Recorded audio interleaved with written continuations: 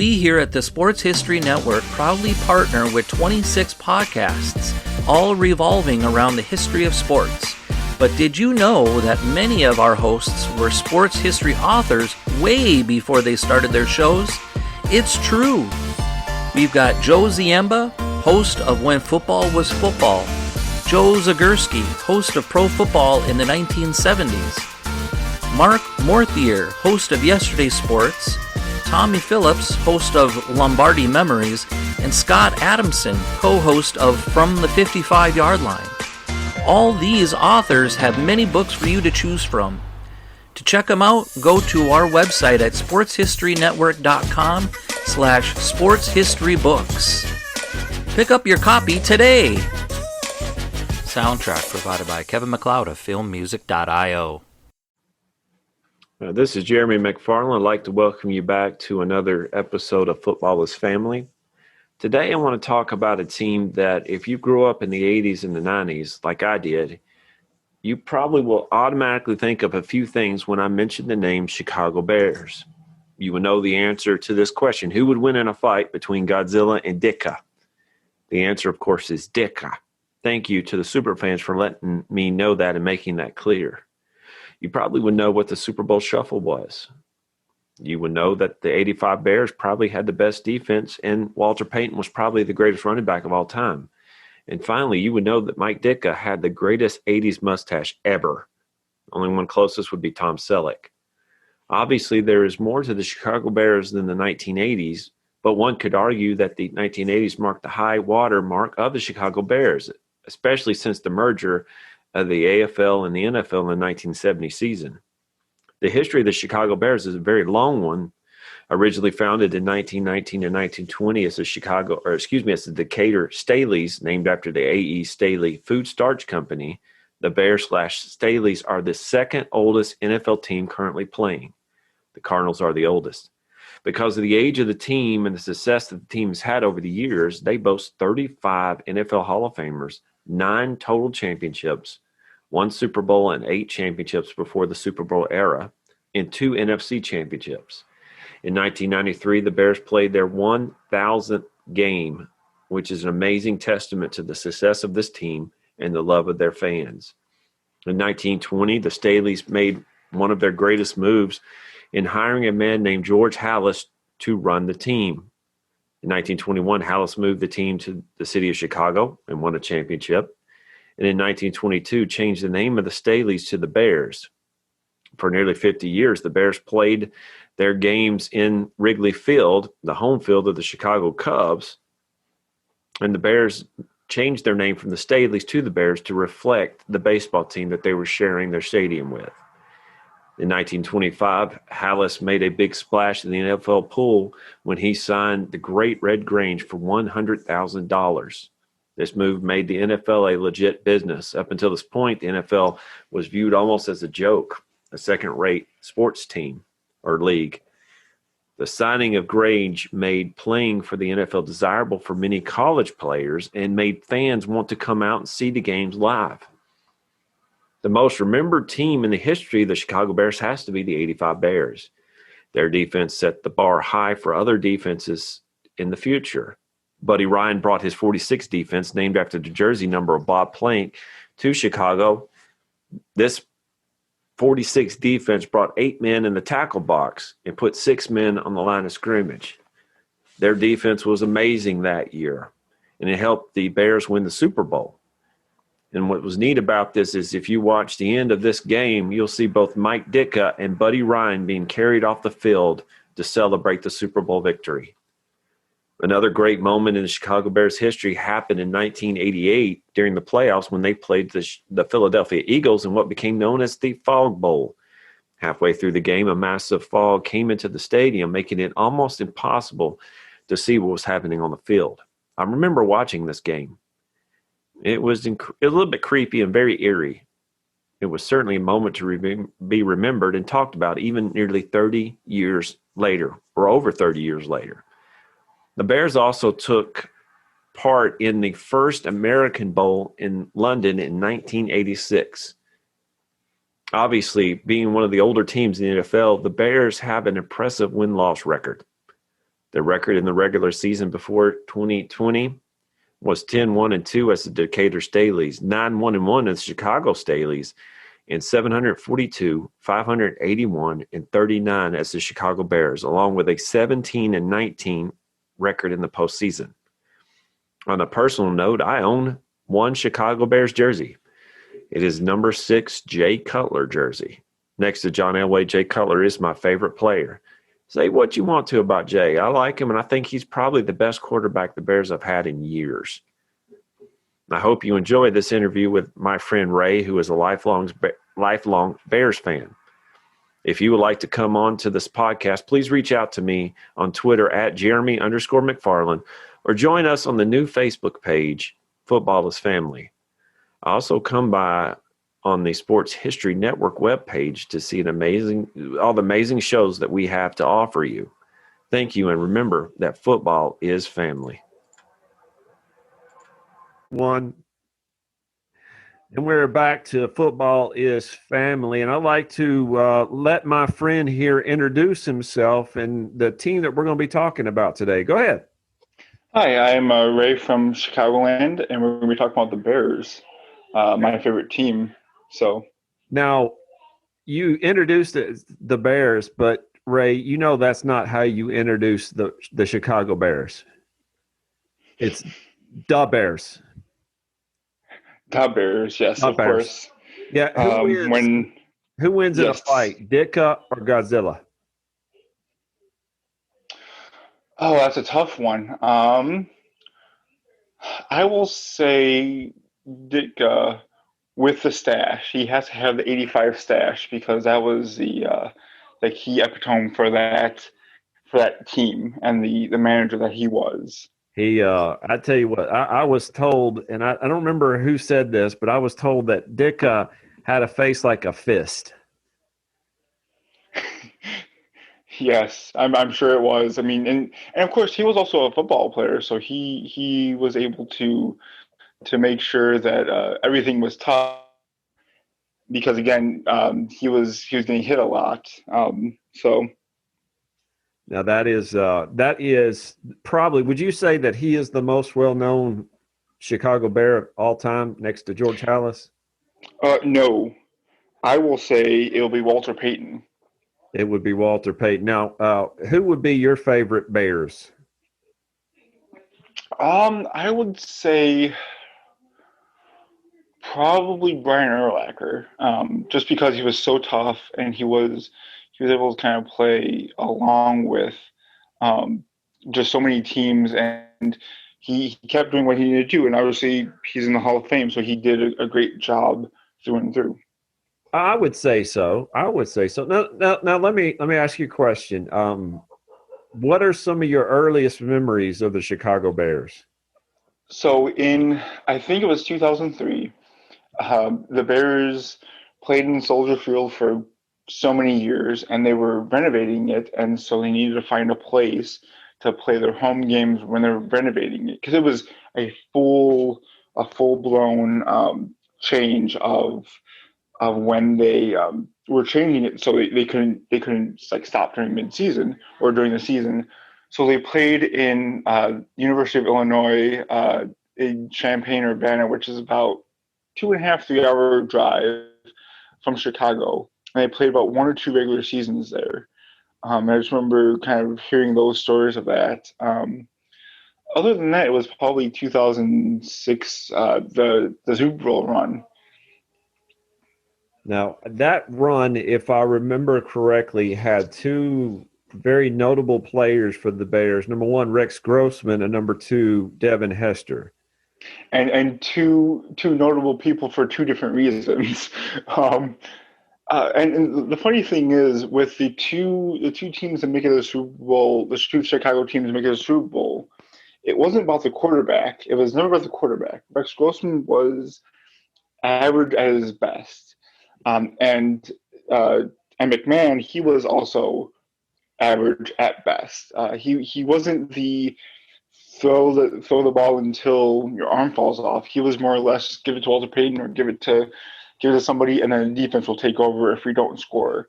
And the same thing with Rex Grossman. I mean, the 2006 Bears defense and 1985 Bears defense could be top 10 in some people's top defenses of the in NFL history. Now I can see that they had to be game managers because they had the defense to win most games without them having to win. One of the best games I remember, it was against the Arizona Cardinals, and this is the famous "they were who we thought they were" game. I think that was. The Bears didn't score an offensive touchdown. They still won because special teams with Devin Hester, which we mentioned earlier. I mean, he is the greatest return man of all time in NFL, without a doubt, because he has a record. He's the first person to score a touchdown in the Super Bowl on a kick return, and all those other things. So they scored on that. They kept it with one of the best kickers of all time, with Robbie Gould, and then the defense kept the Arizona Cardinals scoring less, but also with pick sixes, fumbles. And so I went to bed that night knowing that was going to be the first loss. And I woke up the next morning hearing that, oh no, they still won, but by the hair in their chin, basically. Yeah, I remember that Dennis Green nearly broke the stand. We are who we thought they were, and we let them off the hook. I remember that. Yeah, and they really did. That's kind of like the kind of dating this game, dating this recording. Yesterday, it's kind of like the Dallas Cowboys or the Falcons losing to the Cowboys. I mean, you kind of accidentally gave it up, so it's one of those you let off the hook, and sometimes it happens, and you just gotta hope that as the team that wins, you gotta keep that going. And the Bears did. I mean, they won most of the other games except for one in the regular season, and of course they lost Super Bowl. But when you face Peyton Manning with the Harrison and the running back, you can't really blame them for that. Especially with an average quarterback. I don't think that Peyton would have lost that game even if Devin ran two back. I think that was Peyton's game.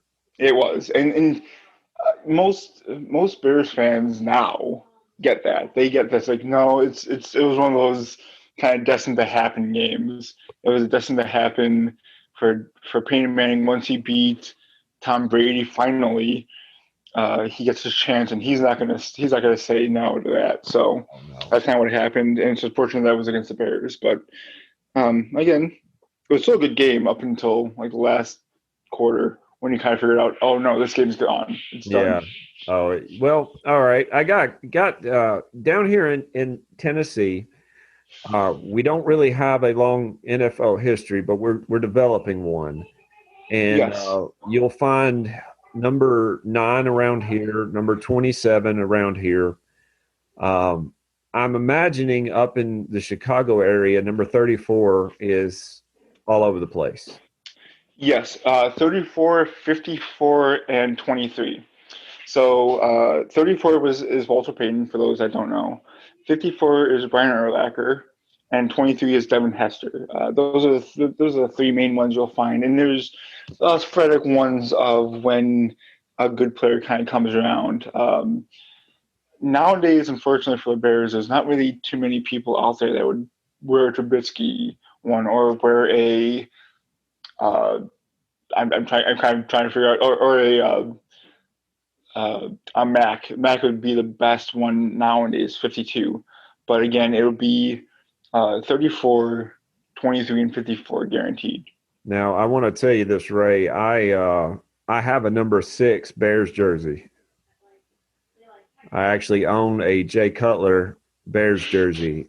He was one of my favorites coming out of Vanderbilt, and I followed him to Denver and then to Chicago. I do not have a Dolphins jersey, and I don't know if I really want one, but then again, I guess I have to complete the collection somehow. That is true. You wait a few years and get it on eBay for like $10. I probably could do that, yeah. You hadn't had I'm trying to remember all the quarterbacks that have come through. You had a Kyle Orton, you had a Jay Cutler. Mitch Trubisky, I think they reached a little too high for him. Yes. I mean, to be fair, I think when it comes to Bears history, they do a bad job at the quarterback draft or quarterback finding the quarterback, but they do a great job on that and the halfback and the defense for some reason. And you could tell that Ryan Pace, who is the current GM now, tried to find that quarterback because Jay Cutler wasn't the answer, unfortunately. And then you kind of went to the next year, you kind of have like five of the quarterbacks get injured. You're like, well, none of them were great either. So do we want to keep all five of them, or do we want to find a new young stud like Mitch Trubisky to try to throw out there and see what happens? And so they end up going with Trubisky. So you're right, they kind of reached a little too high, but the reports were that Trubisky was kind of impressing the higher ups with his knowledge of football with the Bears. He was like when we would go out to dinner, he would talk about Walter Payton would talk about other things and making sure that he read up on his Bears history. So he knew that it was his job for the taking. And I don't know why they decided to use the first pick that they had with him and they traded up for that position. I don't know if they thought that someone was going to take Trubisky because they passed up on other great players like Patrick Mahomes and other guys for someone who people were thinking would go third round. So it's kind of odd to see, but again, it is what it is in some cases. Now, I remember that one in particular, and I'll say this: I was not sold on Trubisky, and I knew Mahomes would be good, but not this good. What the guy I thought would be great was Deshaun Watson, and he's turned out to be pretty solid too. So, Yeah. that's why I'm not a GM, I guess. Same here. I probably would have. I probably wouldn't have picked Mahomes because I mean he wasn't. While he was supposed to be good, he wasn't supposed to be MVP 10-year, almost $1 billion worth. I mean, that guy saved Kansas City's football team basically. I think, and that's going on a different topic. But Mahomes is kind of like the Tom Brady as well, where it's like you pick the guy and you're like, well, let's see what happens. It's a draft pick. What's the worst that could happen? And then all of a sudden. I think that they're going to just might as well sign over half of this football team to him and say, "Hey, you are our Tom Brady." Yes, that'd be fair to say, and I mean that's what happens. Now, I educate me a little bit on growing up in Chicago. You have the White Sox, you have the Cubs, you have the Blackhawks, you obviously have the Bulls. You even have, and I cannot think of the soccer team. The Chicago Fire. That's right. I was thinking it was the Fire. Yes, which is kind of funny because in the 1800s there was a great Chicago Fire, so it's kind of funny that someone had to have that team name. It had to happen. Oh man, and then you got the Bears. Is Chicago a football city? Yes, but I mean, so it's kind of tough. It's kind of like if you ask like people from LA or people from New York, it's kind of tough when you have every sports team. You could have one or two of them. It's kind of tough to rank them, and it depends on the year. It depends on the season as well. If it's in the fall, it's a football team, a football city, 90% of the time, unless the Cubs or White Sox are in the playoffs. In the winter, it's Blackhawks and Bulls or Bulls. And so in the summer, it's White Sox or Cubs, depending on your fandom. And the Fire. The Fire are also have a great fandom as well. But I would say football is at least top three in all year round. You have because the basketball. If you were in Chicago in the '90s, early 2000s, you had Michael Jordan, which is one of the best players of all time in basketball. And if you like in the 2010s, you go to the Blackhawks. The Bears again in '06, they had that one good run, but they just haven't really done too much after or before that, except for '85. So from '85 to the '90s, I would say it's football all around because the Blackhawks, the Sox, the Cubs, the Bulls. I don't think the Fire were around in the 80s. So you only had one good team, and of course they were so great. They're one of the best teams ever in NFL. So that's how you kind of keep them, even though they've won one in the last 30 years. Actually, the out of the sports teams now, they lost. I mean, they've won the longest without winning, I should say, the drought, which Cubs fans and White Sox fans know all about with the 80 and 100+ year droughts. The Bears are at what is it now, 2020? So 35 years. Good If my gracious. math's correct. Has it been that long? Which Golly. yes, and yeah, and it'd probably be 36 years if I look at the schedules, but again with 85 Bears, I mean, you had Walter Payton, you had Mike Ditka, you had all these guys, you had the Super Bowl shuffle in December. That's the one thing that still is one of those memories, is the Super Bowl shuffle, watching that music video, hearing that song. They released it in December. They were still playing regular games, like regular season games, when they released that song, saying we're going to win the Super Bowl, and they did. So that's why it's so famous, because they kind of told you what they were going to do in December. And that was an And so, awful video. I'm sorry. I know. no, it is. But that shows you that athletes are not singers or dancers. Now, my favorite bear of all time has to be the Fridge. Yes. And you know, you could put a lot of Coke in the refrigerator. He knew what he was doing. Yes. I mean, Perry knew what he was going to do, and it's one of those, you got to use the whole team to stop me, and guess what? You may not even stop me, and he proves that time and time again. Now, if you do a little bit of history, I want to give you a little bit of trivia that you probably already know, Ray. In the game Tecmo Bowl, when you score a touchdown, you and another player do a jump high five, and the color of your team comes up when you make contact. That scene is taken from, I want to say Walter Payton did that, and it's on NFL Films. So I thought that was pretty neat, that one of the most iconic scenes in a video game is taken from Walter Payton, and it might have been when he broke the record.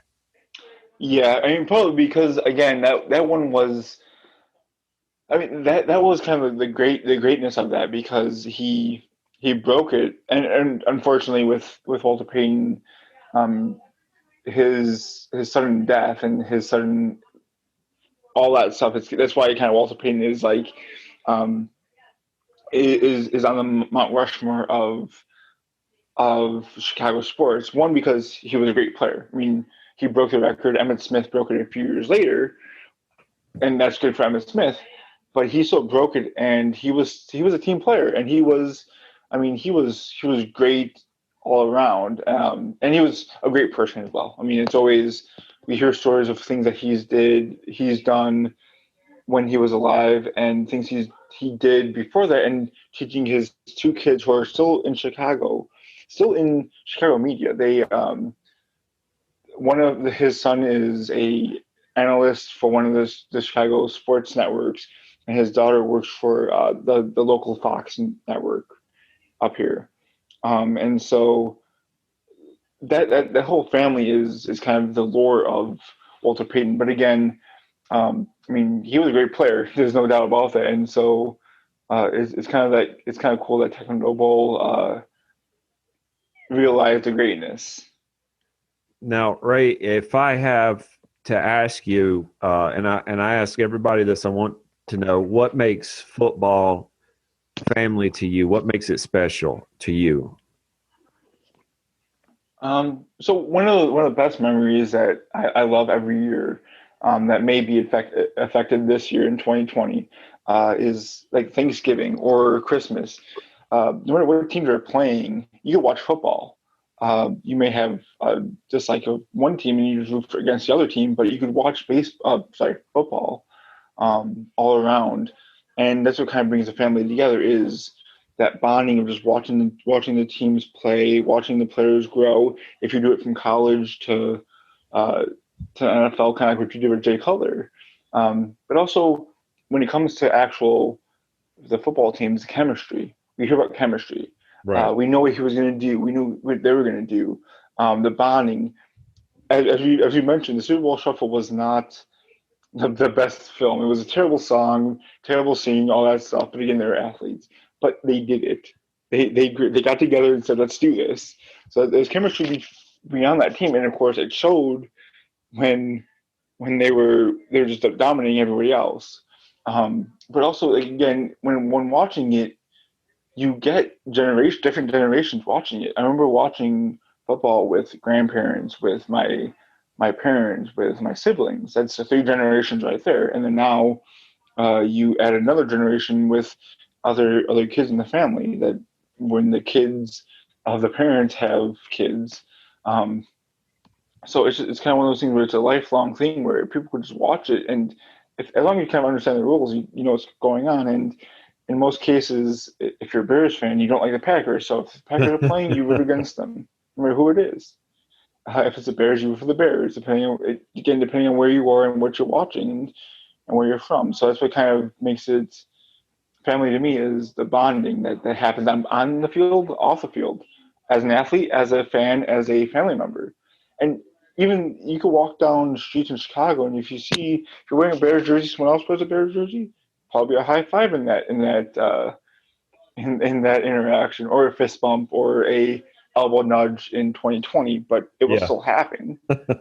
It is a ever loving thing. I mean, and that's what's kind of the great thing, is you get connections that you wouldn't see from other ideas in the world. So sports, and that's kind of the same thing with sports, but in football, I think that's what matters, is the generations get to watch it. Players get to interact with their players, and fans get to interact with fans, and that's what's kind of the bondingness with the family. The Bears. Yeah, the Bears. Yeah, I want to thank you. And you work for a podcast. You want to plug it? Sure. So I'm the research assistant for Hysteria 51. It is a comedy podcast about conspiracy theories. It's hosted by Brent Hand and John Goforth, and kind of ran by Conspiracy Bot, who is a robot that Brent made in his basement one time, and unfortunately, it talks. And so it's a weekly episode that drops every Monday. Every podcast you have, and it's just talks about conspiracies in a lighthearted manner when it is applicable. They do get serious when it's needed, and it's just a great time to kind of listen. If you're into conspiracies, check it out. Ray, thank you. And I'm looking across at my office to the Hysteria 51 poster that I got. My best to you and your family. And guys, this is another reason why football is family. This podcast is part of the Sports History Network, your headquarters for the yesteryear of your favorite sport. You can learn more at sportshistorynetwork.com. At the Sports History Network, we're all about sports yesteryear, and so we're so pleased to introduce you to Row One, an online memorabilia gallery and shop that brings your sports history to life anywhere. The Row One gallery includes over 5,200 gorgeously reproduced prints of team posters, game program covers, game tickets, advertisements, and more in baseball, pro and college football, pro and college basketball, and more. And any gallery item may be printed in a variety of sizes on wood, metal, canvas, acrylic, or poster paper. And in Row One shop, check out the thousands more of unique items with the retro and historical designs dating back to 1876, including t-shirts, long sleeve shirts, phone cases, mugs, blankets, pillows, towels, and even shower curtains.